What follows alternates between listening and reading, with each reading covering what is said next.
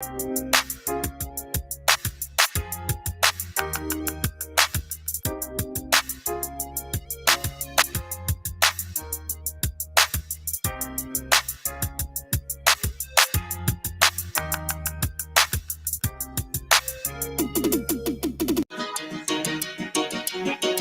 man.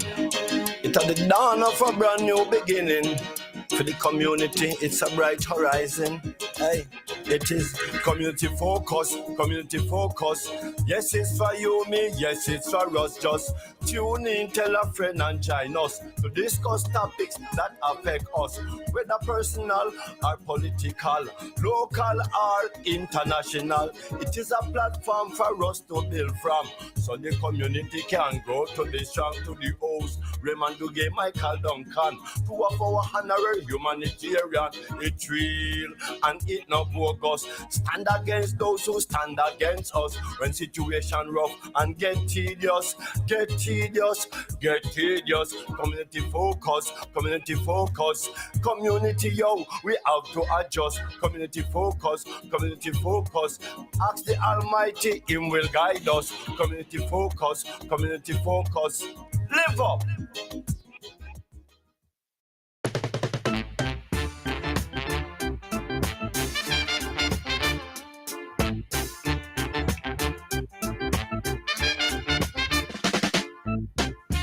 Marcus Garvey words come to pass. Marcus Garvey words come to pass. Can't get no food to eat. Can't get no money to spend. Oh, can't get no food to eat. Can't get no money to spend. Oh,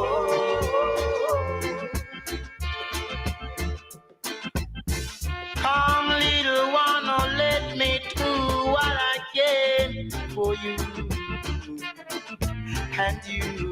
And you, hello. Come, little one, come. Oh, let me do what I can for you, but you alone. Oh,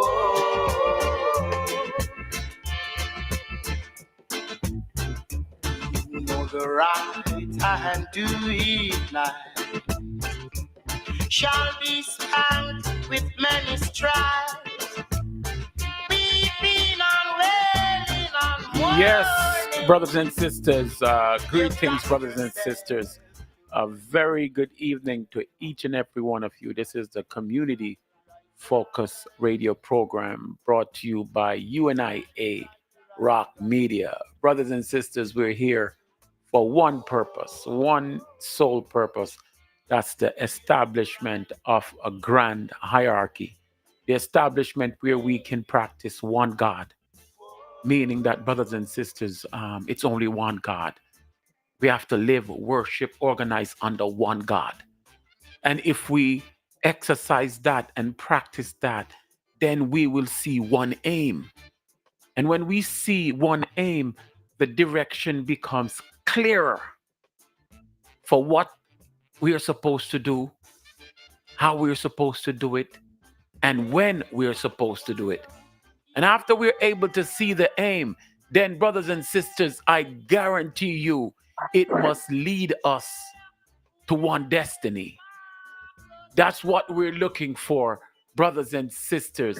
One destiny, meaning the total liberation of one's mind, one's body, and one's soul. We cannot be controlled by another entity or another person's way of life, because we have our tradition, our art, our culture from the beginning. Brothers and sisters, Black history is just not something new to us. That's our history. And usually it is celebrated here in February, Black History Month. In England, they have started their Black History Month yesterday. They celebrate Black History Month. the entire month of October. But, brothers and sisters, we are Garveyite, and we have a lot of things to learn about our history. And our history must be practiced, not only practiced, it must be lived every single day.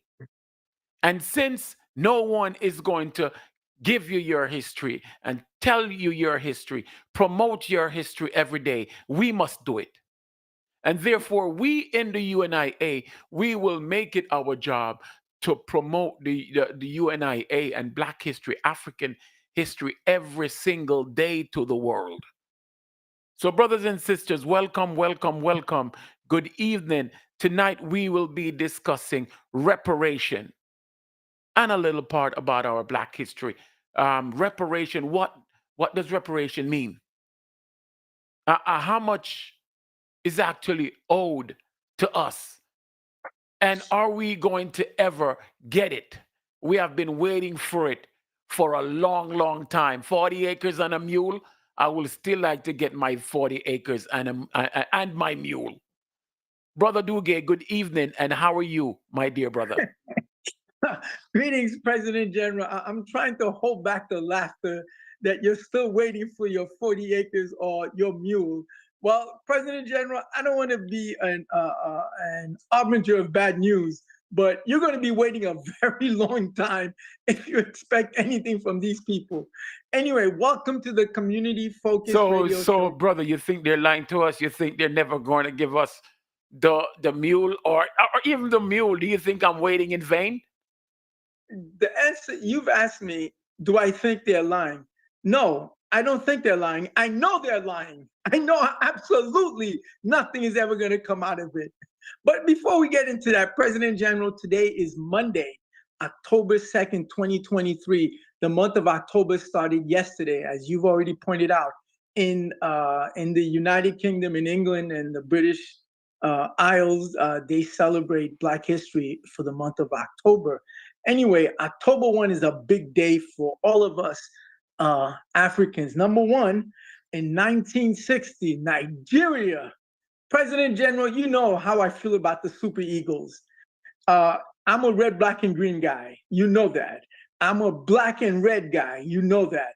But that green and white, wherever I see it, it means something so special to me. And so 1960, we're talking, President General, can you believe it? 63 years since Nigeria has been so-called independent, but still it's Nigeria. Also, October 1, October 1, I think you know somebody whose birthday was yesterday.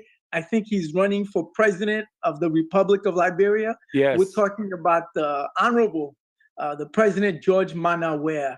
So October 1 is a big day. October 2, today, 1958, Ahmed Sékou Touré raises his hand and he tells France, tells Charles de Gaulle, we would rather live free and in poverty instead of being enslaved in opulence. He makes that move and France goes about to decimate and take out everything. President General, these guys are so bad. And let me say this, we're not just talking about the French, all of them.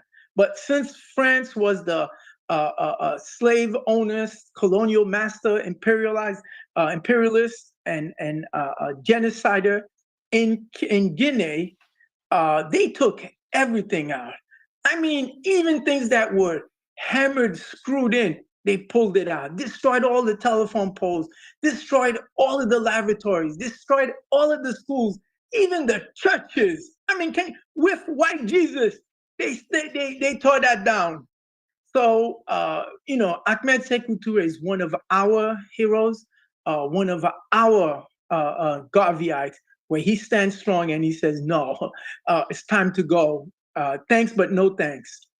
And then tomorrow, Tuesday, October 3rd, 1839, Dr. Joseph Robert Love, Dr. J. Robert Love, born in the Bahamas.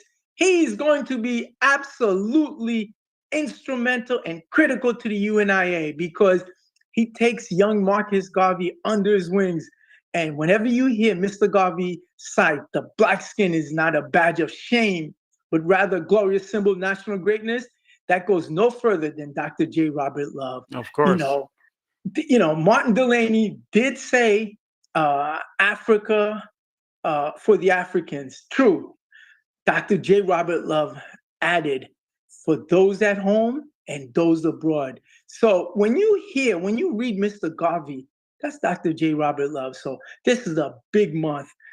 President General, you started off with reparations and your 40 acres and a mule. Okay. Well, for those Africans that did assist the British Empire during the so-called American Revolutionary War, they were given. But you're finished with Black history, brother? Are you going into reparation? Yes, I'm going to stop it at October 3rd to go back into Black history. But tomorrow we'll discuss what happened in October 5th, 1952 in Kenya, a place that we're going to be attending soon. And of course, in Georgia, October 7th, 1897, this Garveyite is born. We'll discuss that tomorrow. But in terms of Black history, I'm going to leave it right there. Okay? Yes, and I just want to veggie back with you on Sékou Touré of Guinea, 1958.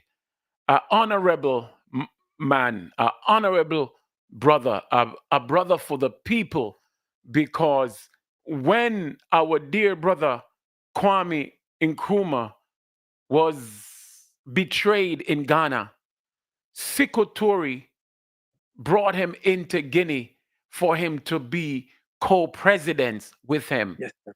A brother like that have to put ego and selfishness aside to be able to do something like that. So for Sékou Touré, he is the type of leadership that we need. Brothers and sisters, and France was trying to force him to sign the Colonial Continuation Pact, and he refused to sign it. And they threatened him with death. They threatened him with everything, but he stood strong because he preferred liberty, poorness in death, and as you say, brother, than opulence, riches in slavery. So we have to give it on to them, brothers and sisters. But Brother Raymond, as we're always talking about the fights, we fought them in Jamaica, we fought them in Haiti, we fought them here in the United States of America. The great Nat Turner uses his pulpit. Nat Turner uses his church to bring brothers and sisters into the revolt, to fight slavery with him. I wish pastors could view things today the way Nat Turner viewed things then. He led one of the most successful enslaved people revolt here in North America, where 60 slave owners were displaced here in North America. And brothers and sisters, he said he knew that God sent him. God sent him to free Black people from slavery. So again, we want to take off our hat and we want to honor and highlight Nat Turner. Brothers and sisters, as we say, it's our job to study Black history, Black contribution every single day of the year. Brother Redmond. Well said, President General. And we tip our hat to Ahmed Sékou Touré and our resistance since time immemorial. Okay, President General, without further ado, you just mentioned Nat Turner and the pastors. And this is a good segue into reparations. It was order number 15 It was signed January 16th, 1865 in Savannah, Georgia. The Major General of the Union Army, who was known as William T. Tecumseh Sherman, met with 20 Black pastors, as well as the Secretary of War, which is now Secretary of Defense, Edwin Stanton. They met. Sherman had taken the guts out of the Confederacy. I mean, going from Tennessee, Kentucky, Shiloh, Vicksburg, and then he marched to the sea, to Savannah. He destroyed, killed everything in sight. And let me say this. I'm going to get to reparations, but let me say this about Sherman. It's not that Sherman was so, what's the word, humane, and he felt the need to assist those humans, those Africans who had been enslaved. No, he was so thoroughly disgusted with the seditious act of those other whites.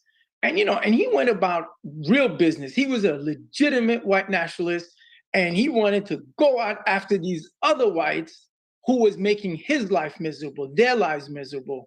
And he did everything he could. For example, he is known to have executed white women, and they would round them up and execute them. And somebody would ask him, why are you doing this? These are women.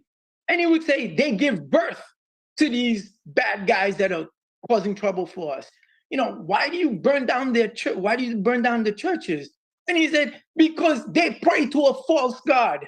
I mean, the guy was legit in his pursuit of white nationalism. Anyway, so Sherman, Edwin Stanton, and 20 Black pastors meet.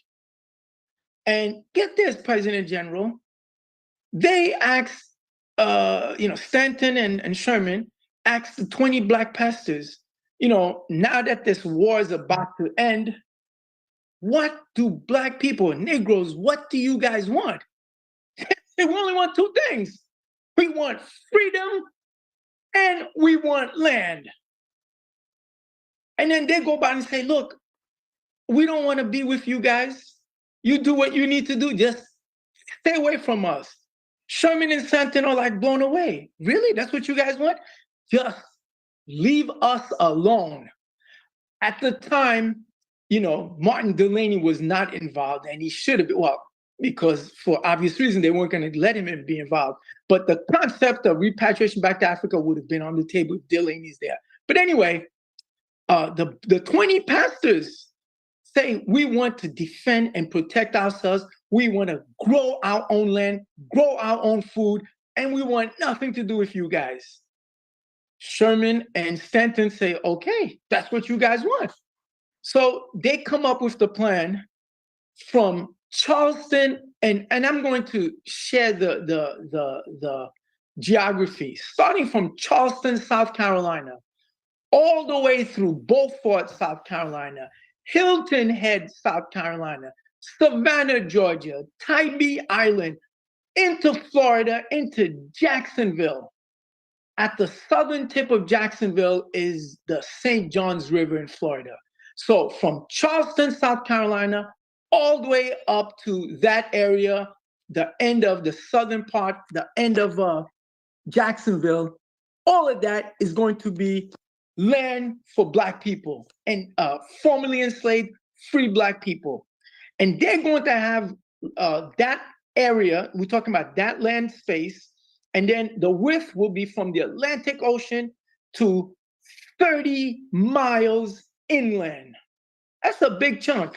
What does that come out to be? President General, I think you know something about acres, having been on Liberty Farm. And I think you know something about, what's his name? Isaiah Morter. Isaiah Morter bequeathed the UNIA 210 square miles. That's 134,400 acres. More than 134,000 acres. You know acres, President General, the Liberty Farm, and the rice area, You know what acres are. Get this. This is going to be an area of 400,000 acres. What does that mean? That means that's 625 square miles. The land that Isaiah Mortar left to us is 210 square miles. So this is 600, 3 times. But what does that mean? Well, just think of New York City, the 5 boroughs. New York City is about 300 square miles. So you're talking double the size of New York City. You're talking Brooklyn, Bronx, Queens, Manhattan, and Staten Island. All of that, double it. That's the type of area we're talking about. 400,000 acres. And so in the order, number 15 has got 6 parts, but it's really 3 parts that are important for us as Black people. Well, all of it is important, obviously, but in terms of, let's go over the details. I mean, quickly. Number 1, all Black people are now free. And this land that was a part of the Confederacy from Charleston, South Carolina, all the way to Jacksonville is now for Black people. Number 2, only Black people can live there. No whites are allowed. And any military that comes, they will have to request the permission. And it's going to be led and run by Black people as a government. Believe this. And number 3, anyone who is going to live there, they will be given no more than 40 acres. That's where the 40 acres comes from. And then, and in addition to 40 acres, you would be given a hoe, to rake the land, to fertilize, to organize the land. How the mule came in is, after doing all that backbreaking work, the army said, okay, well, you can use mules because mules are kind of useless, but that wasn't part of the deal. So that was January 16, 1865. Black pastors stood straight, stood strong. Okay. What's going to happen in April? End of so-called Civil War. Lincoln is assassinated. Andrew Johnson becomes president. He was a staunch supporter of the Confederacy. He was down. I mean, they all are in a sense, but he needs a slaveholder, and he becomes president.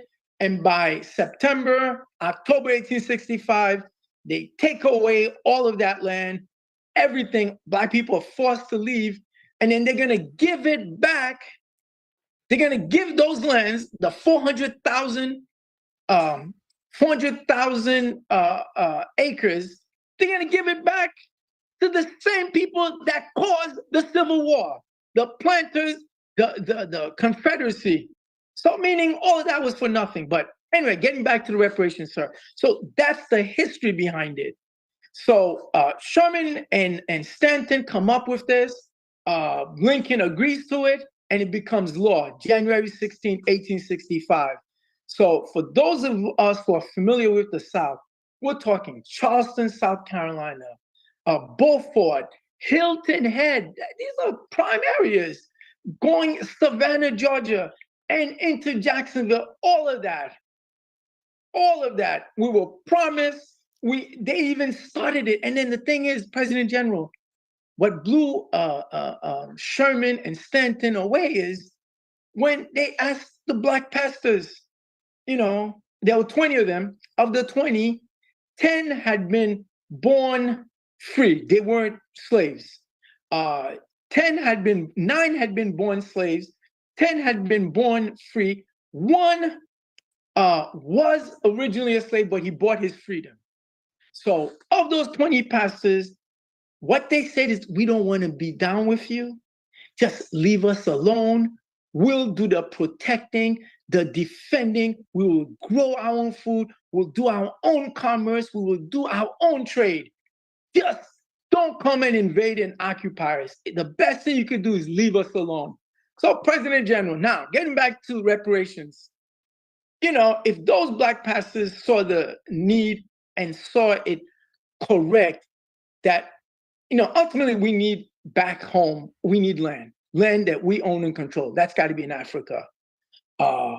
And that didn't happen. And I know why, because Martin Delaney was taken out of that equation. He was definitely pushing for that, among others, but definitely Martin Delaney. Henry Highland Garnett, yes. But getting back to it. So now, President General, the topic, do I believe they will ever give us reparations? Well, let's look at the history. Look what happened in 1865. You know, they give it and then they take it away. Well, to go even further, there have never been any indication. First of all, why would we ever trust these people anyway? I don't understand. For someone to do all these evil things, they're not even willing to admit how much America, the USA, benefited from slavery. But, Brother Raymond, in 1860, Mississippi became the richest state in the country. Wow. From cotton. Solely the richest state in the country from cotton, because the amount of slaves they had there. Mississippi became just the richest thing. 40 acres and a mule. We're still waiting for it. So we're killing ourselves. We're killing ourselves fighting for this. We're saying, oh, this person deserves it. This person doesn't deserve it. Only Black people who are descendants of slaves who were born here actually deserve it. And now we're fighting for this. We're actually fighting for this. So we want to look back into it and see where we're going, and if this is going to happen and how it's going to happen. We have a rough idea of how much is owed. But Brother Raymond, it's that time of the evening that we should take a little break and come back and further the discussion if we think we're actually going to ever get reparation, and look at where it is right now and what can be done. So, brothers and sisters, hold it right there. Community Focus will be right back to further the discussion. Thank you. My people, shop at The Rock. The wait is over. What started out as a vision is now reality. Greetings, brothers and sisters. The Federation of African Caribbean American Restaurant Association is ready. Come and shop at The Rock. 13205 Merrick Boulevard, inside of Belknap Street. You need to save money for all your breadfruit, yellow yam, bami, cotchbonic pepper, plantains, bananas, all your fish and meat product. Come to The Rock. Wholesale price every day. This is Dubmaster Chris, and I'm endorsing The Rock, the Restaurant Owners Corporation, inside of Belknap Street. Bring your shopping basket and shop till you drop. Save yourself some money and shop at The Rock. Jamaica Breeze Buffet Restaurant, where it's Thanksgiving every day. Choose from 60 of our best dishes, featuring breakfast all day and a wide selection of Jamaican and Southern style favorites. At Jamaica Breeze, you choose what you want and pay what you want. Don't forget to try our juicy beef and chicken patties. And remember, we also accept Jamaican dollars. Jamaica Breeze now has 2 Queens locations. Our original store at 23202 Merrick Boulevard at the corner of 232nd Street in Laurelton, and our new location at 2136 Mott Avenue at the corner of Redfern Avenue in Far Rockaway. Visit us today and come hungry. You won't be disappointed.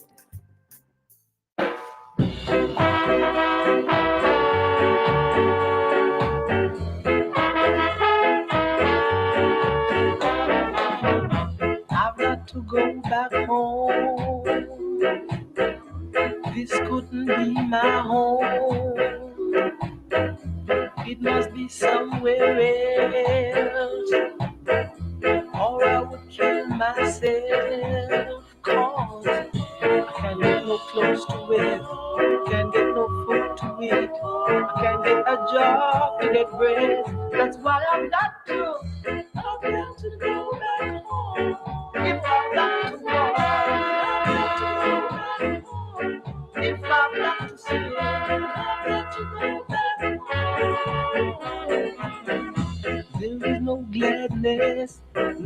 but sadness. Nothing like a future here. I've got to leave this land. I've got to find myself on some other side. I just can't stand this life of living. Lord, I can't get no close to it. Can't get no food to eat. Can't get no job. I've got to go back home. I've got to go back home. I've got to fly.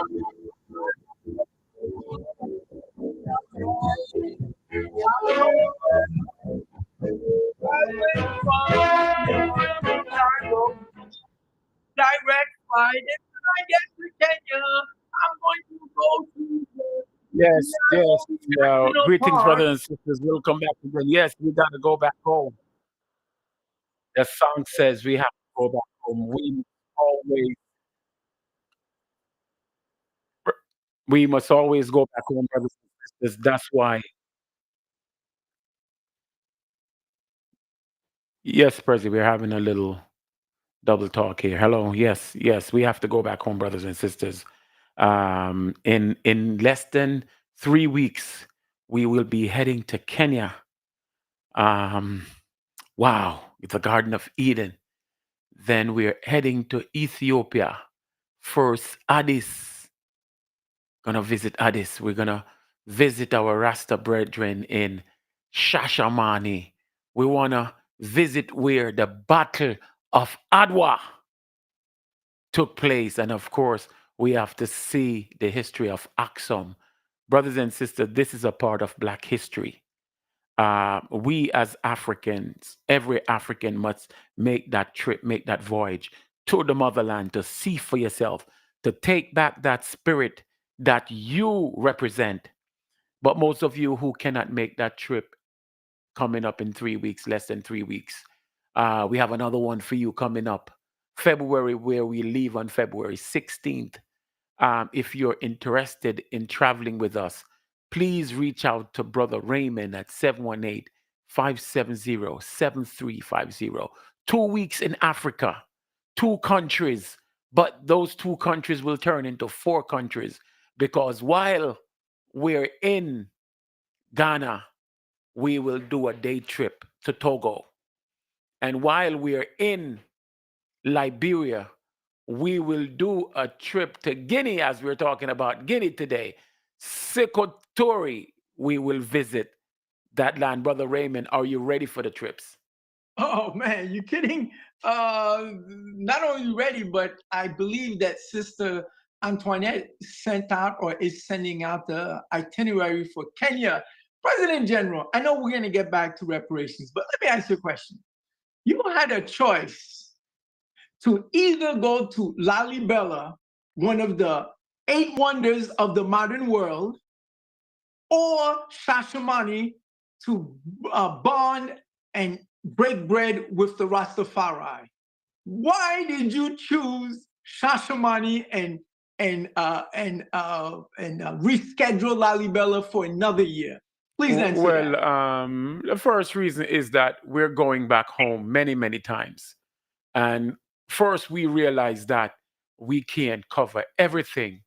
But for our brothers and our sisters who left this part of the world to go inhabit that land that was created for them by the Imperial Majesty, Haile Selassie, we need to go there and give thanks for His Imperial Majesty for creating that piece of land. And then give thanks to our brothers and sisters and greet them and honor them and start work with them, because they were strong enough to make the move out of Babylon. So I would not go to Ethiopia without visiting our brothers and sisters in Shashamani. Got it. Not only that, but the brothers at in Rahway, they're counting on me to give them a report in Shashamani. So I told them I have to go.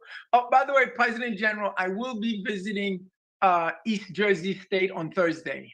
Make sure you got to speak to that gentleman for me, brother, because yes, Yes, I left a message. They haven't responded. They haven't responded, and I want to be able to go and speak to the brothers and sisters as well. No brothers, no sisters there. You know, I Our made brothers. I made the same mistake. You know, but it's only brothers. That is correct. Yeah, But we're so entwined in never forgetting our sisters because our yes, sisters have played such a role. But brothers and sisters, please, please reach out to Brother Raymond.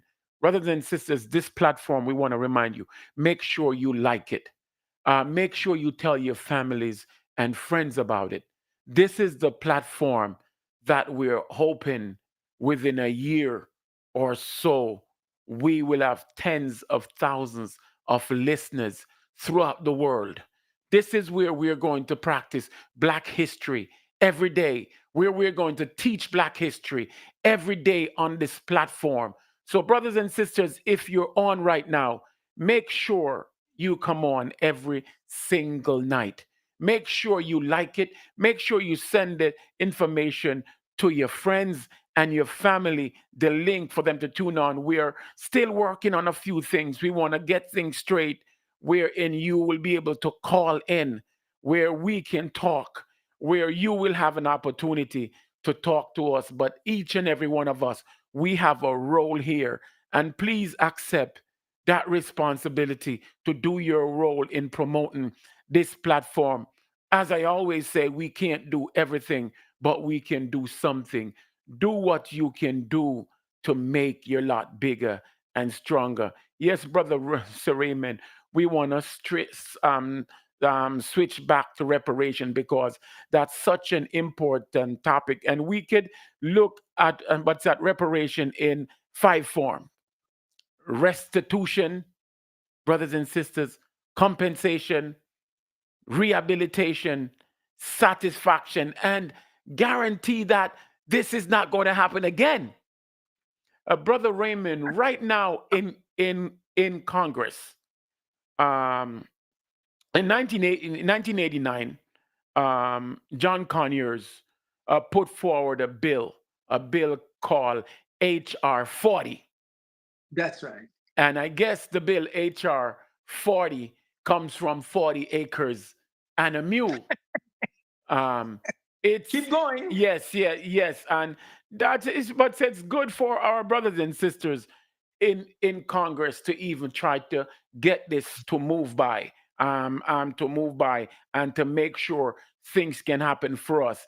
And Sheila Jackson in 2019 reintroduced the bill again.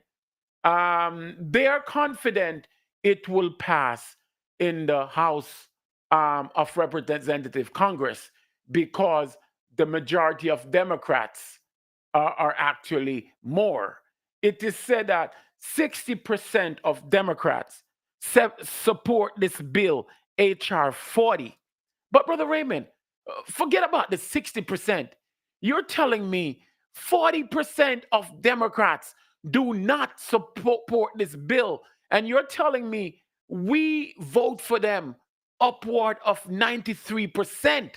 And even though we do that for the Democrats every single time there is an election, we can't get them to support us in the same manner, same fashion, or same numbers that we support them.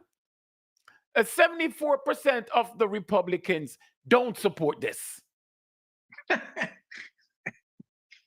I understand them. But how do you explain? It's not the 60% that support. What about the 40% of Democrats who do not support a bill like this that is only just, that is only fair, but they themselves who benefit from the votes of African people are not willing to support African people in this fashion? Your thoughts on that, brother?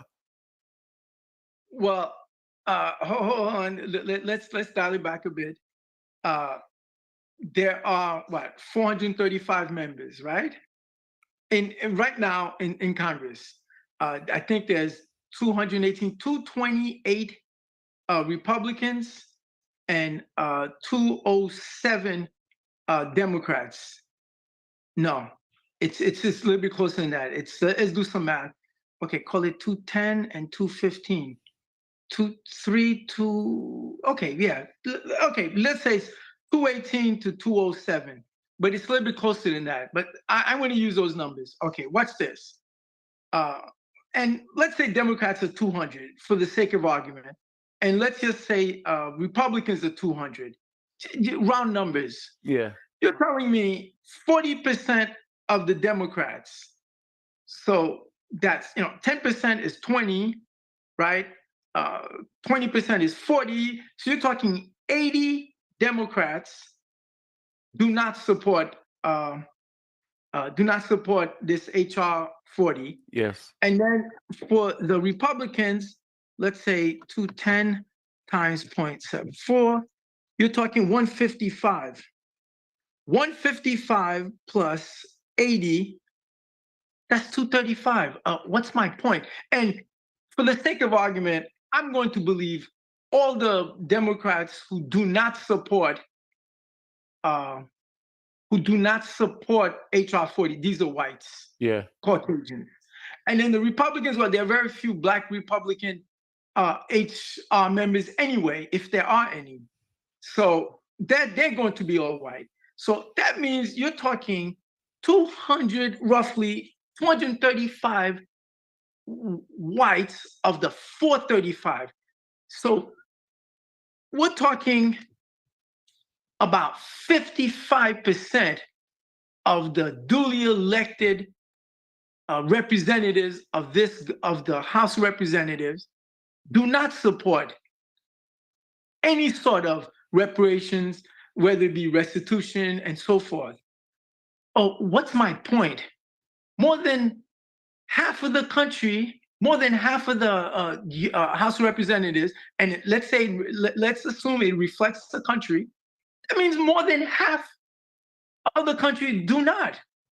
We're talking 55% of the House of Representatives, and if that represents the whole country, you're talking more than 55% do not care for this. Of course. And they've never acknowledged, I mean, like you said in your earlier introduction, what can we ever expect? They don't even want to acknowledge that all of their benefits are from that. They don't even acknowledge or admit what they've done. The genocide that was committed, and the terrorism that was committed, having not only enslaved and beaten us and killed us, but it also underdeveloped our homeland, our countries. And then even when you talk about the colonies that were formed by those slave masters, those whites, enslaving and killing us and raping and destroying the vegetation, destroying the environment, that prevents those previous colonies who are so-called independent countries now from ever developing either. Meaning it's a complete evilness and travesty. And they're not even willing to admit that. And even this is, forget the nationalism, forget the race first. But this just makes sense. If you want to look at it on a humane level, you go in, you build your empires by raping and killing and enslaving, and you've done it for 400 years while you're getting free labor. I can't even imagine that. So now you're bigger than ever, and all the supporters of HR 40 are asking is like, evil man, all this that you've done, can you at least admit that you've done it, and then some form of restitution, some form of rehabilitation, and they're not even willing to do that. So this goes back to your first point. If they don't even admit and they're not willing to even entertain that, what are we talking about? President General, I think this is the wrong conversation. Instead of, let's have compensation, this and that, or let's have some land here, just as the 20 Black pastors had said in 1865, just leave us alone. If you could disappear and never have existed, that would be the compensation. And let's go back home. So I've gone a full circle, but the point is, President General, this only fuels the argument and lays points that This will not be done. And this is just a bigger scheme for them to enrich themselves and appear as if they are humane. But I remember years ago, you used to ask this question, how can you get justice from an unjust system? So how can you get humanity from an inhumane set of people, an evil genocidal people? So I'm going to leave it right there, sir. Yeah, yes, brothers and sisters, we have to rehabilitate ourselves. We have to compensate ourselves. We have to satisfy ourselves, and we have to guarantee that these things will never happen again. And how do we do that? By working in unison, by joining a movement that's striving for that.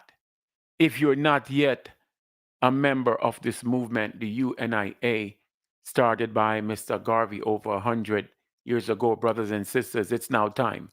And brothers and sisters, if we spend our monies together, if we make every effort that support a business that's going to support our communities, it will make a difference. Every time you think about spending your dollar, ask yourself, in my child's school, in my grandchild's school, if they need assistance, will this business donate? Will this business help to fund?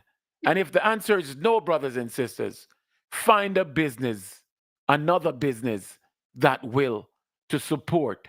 Brothers and sisters, we control our destiny. We control our destiny, and we should act accordingly.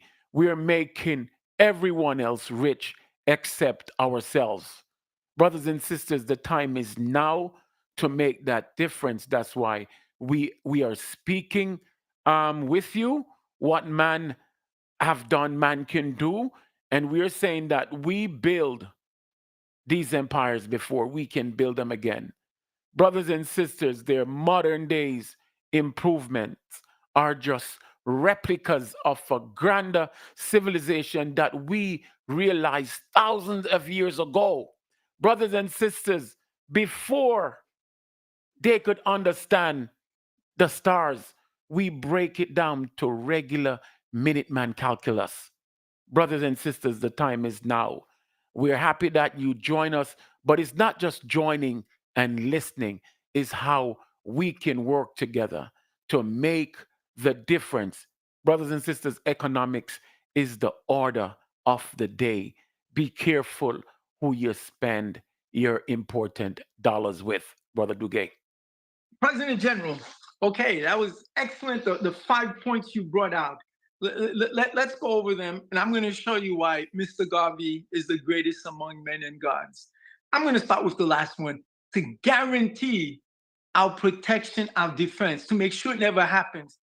President General, isn't that why you have a military? Isn't that why Mr. Garvey creates the African Legion? Of course. So to guarantee our protection, our defense, our security, that's why you have to have that. And that's the role of the African Legions, the African Black Cross Nurses, the African Motor Corps. So Garvey satisfies item number 5. You're talking about item number 4, satisfaction. President General, Garvey comes along and he says, Black is beautiful. He sells the Black man to himself, and we bought it. He gives us a backbone. He makes us believe in ourselves. We believe a better day is coming. We believe, as you say, we know now. All of this is what Garvey, Garvey didn't take us to Africa. He brought Africa to us. He makes us feel good because he delivers. That's satisfaction. Rehabilitation. Brothers and sisters, everything about Mr. Garvey is to raise the self-esteem of Black people. If he puts on a show, a play, he's going to have red, black, and green, and it's going to be a moral to the story, like race first is the answer. If he does a newspaper, check this out, even Garvey puts pictures of dark-skinned, beautiful Black women in his newspapers. All of this was for us to start imagining it, because all the newspapers, all the magazines only had white women. He comes along and just proliferates that. All of this is the part of the rehabilitation to make us believe that Black is beautiful. Continuing, compensation. How many times have you heard this from your President General? The solution, the vision is an independent, self-reliant economics system based on race first. Of course. Well, that's your compensation. President General, last time I checked, I saw a whole bunch of employees at The Rock, saw a whole bunch of employees at Jamaica Breeze.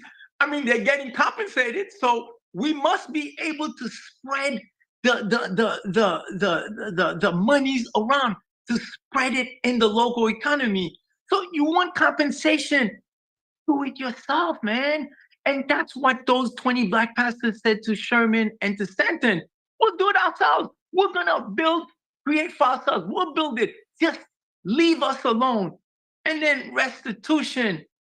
You know, what they've done, not only enslaving us, taking us out of Africa, denatured us, but they did all of that. Is just, I mean, that's the worst, most evil thing.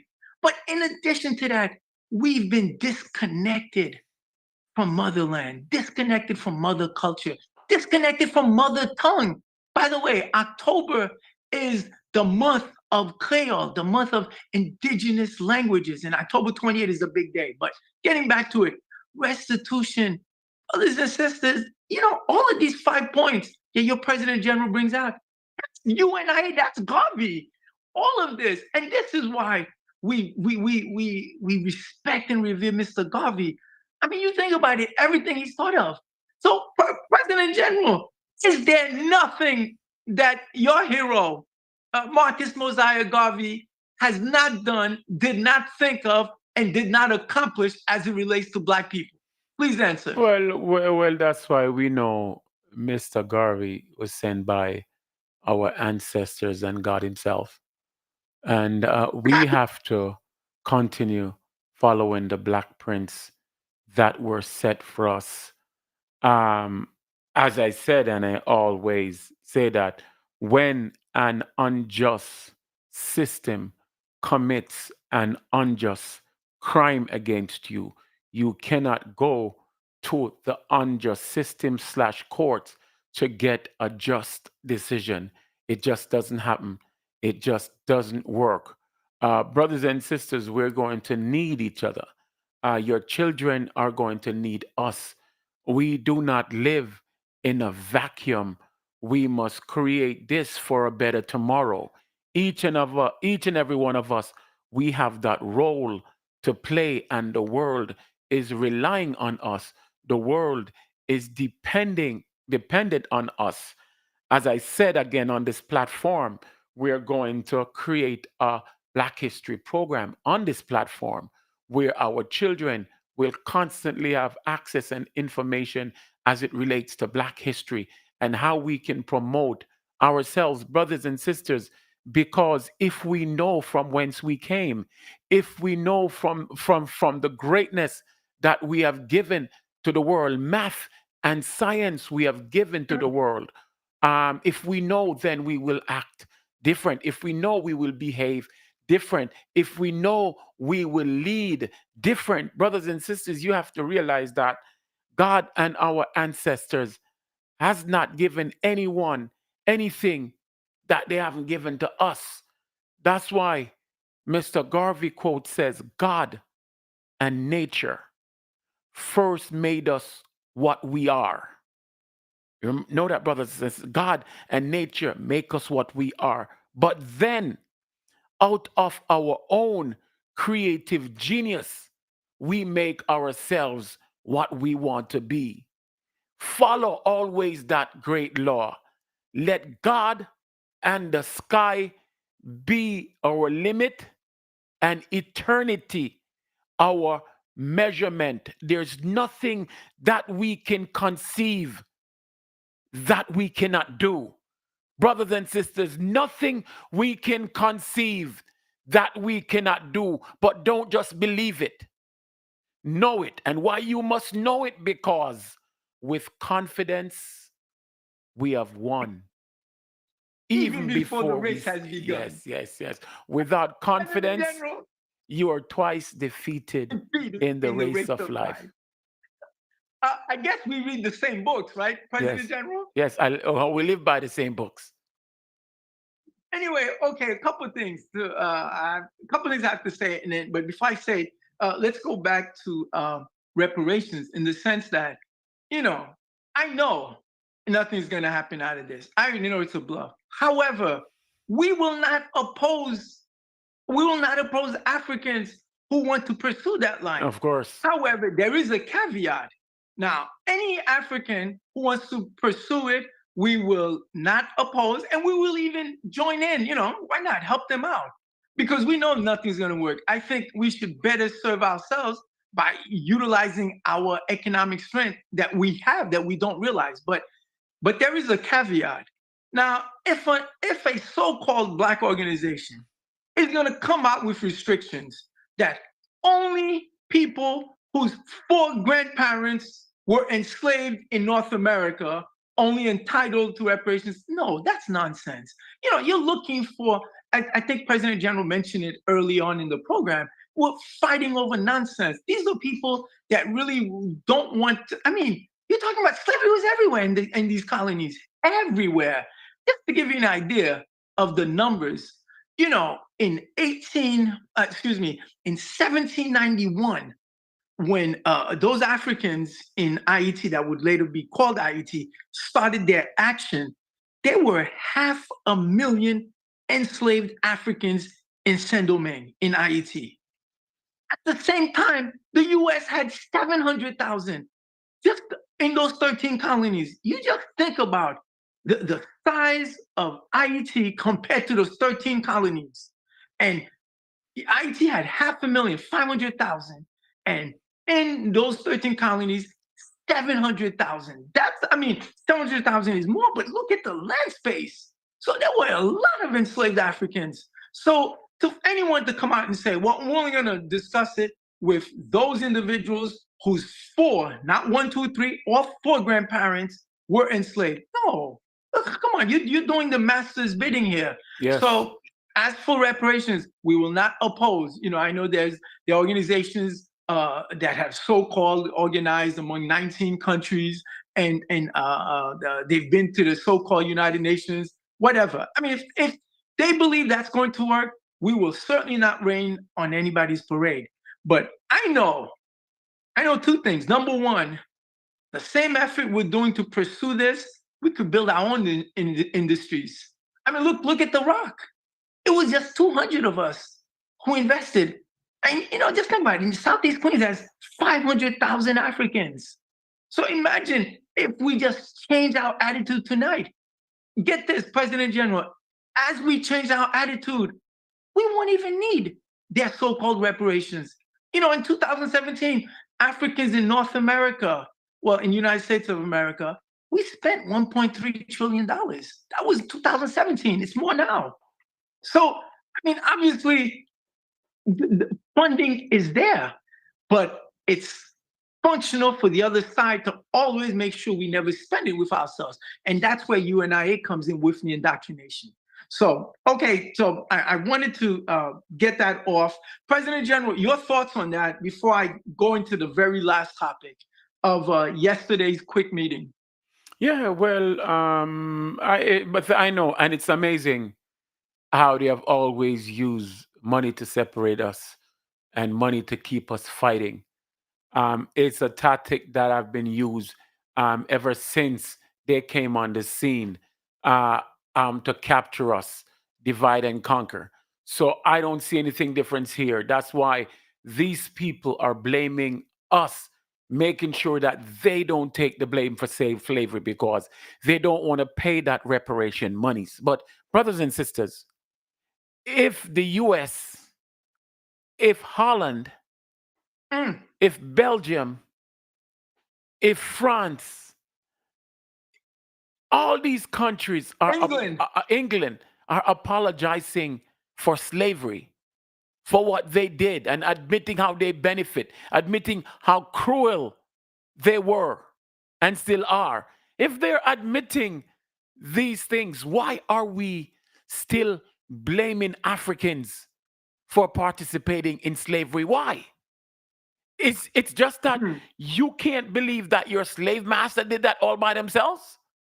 So, brothers and sisters, every time you blame our people, you are dishonoring our ancestors. Brother Raymond, you will never hear a slave owner said or a non-black person whose parents participated in slavery. You will never hear them cursing their foreparents for what they did to us in slavery. Never. They don't even want to mention it. They will never blame their foreparents, but we dishonor our ancestors every day, blaming them for something that they never did. Not only that they never did, that they couldn't have done. I mean, where are the ships? Where are the weapons that we had? Where are the pilots? Where are the insurance companies that built? Where's all the maritime functions? President General, this is nothing short of the evildoer continuing to do his evil.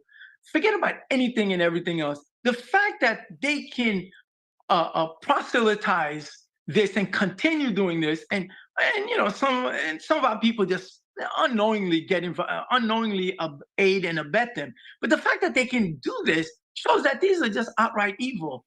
Yes. I mean, to think of we had any involvement.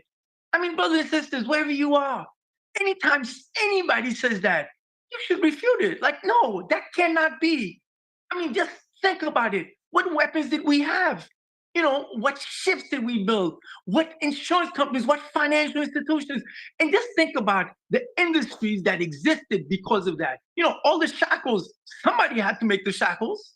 Somebody had to go and create. Where are those industries that we did that? Of course not. Oh, it doesn't exist. Yes. Just think of all of it. Yeah. So go ahead, President General. Yes. So brothers and sisters, let's just do the work. Let us work together. Let's build that strong empire that the sun will never set on. Yes, yesterday was the president of Liberia birthday, Earth Day. But I wished him a happy one. It was also my cousin Mark in Jamaica, Earth Day yesterday. So I wished him a happy one as well. And there's a little boy, one of the little boys who I adopted in Africa, Kristen. It was also his Earth Day. So I wished him a happy one. Brothers and sisters, let's do the work. You say you have something final to cover, Brother Duguay? Yes, President General, last night we had that Zoom call with the ambassador who's going to assist us with his tour guide in Ethiopia. We were going over important things, what to visit, this and that.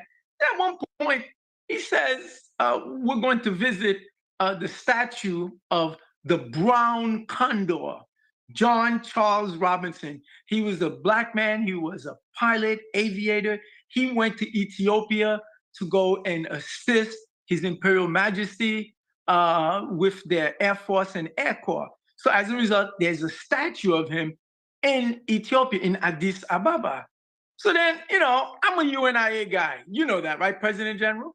I know. I mean, I'm the first assistant President General. You can't get any higher than that. Well, there is one position higher. That's the President General. But other than President General, nothing is higher. And so, I've got to defend and protect and, to defend, protect the security of the red, black, and green. So I said to the ambassador, well, how come you don't have a statue of Hubert Julian, the black eagle? So I tell him, John Charles Robinson is called the brown condor. But our guy, who's a UNIA member, who attended the conventions, who flew the planes at the convention, who also assisted and aided Bessie Coleman. I said, well, you got to always defend and protect the UNIA. So then I asked the ambassador, how come you don't have a statue?